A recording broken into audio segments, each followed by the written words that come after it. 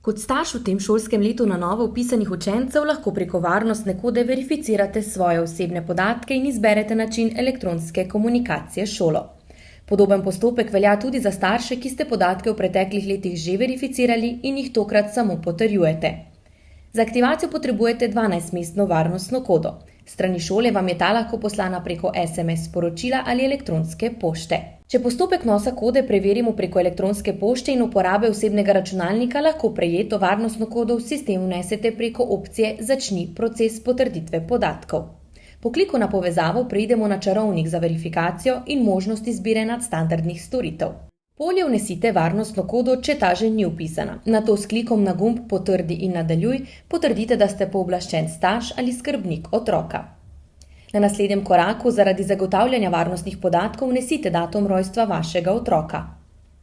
V nadaljnjem koraku preverite ustreznost vaše mobilne številke. Če številka še ni vnesena, jo lahko vpišete. Po kliku na pridobi kodo za preverjanje boste obveščeni o prejemu 6-mestne kode, ki jo po prejemu SMS sporočila vpišemo v izbrano polje. Če ste že vpisali pravo številko, bo ta sprejeta in lahko preidete na naslednji korak, kjer potrdite še vaš elektronski naslov. Če elektronski naslov še ni vnesen, ga vnesite.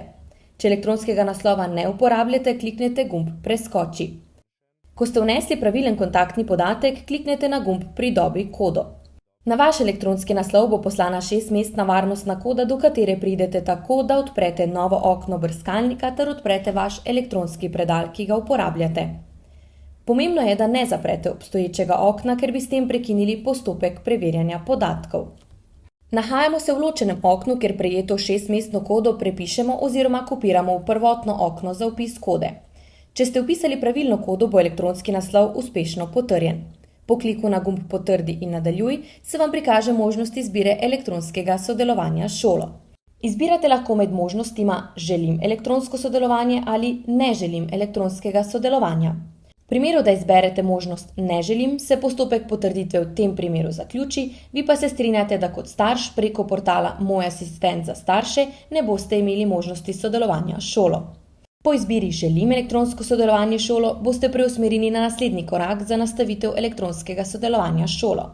Prikažejo se dodatne možnosti elektronske komunikacije med šolo, starši in učenci.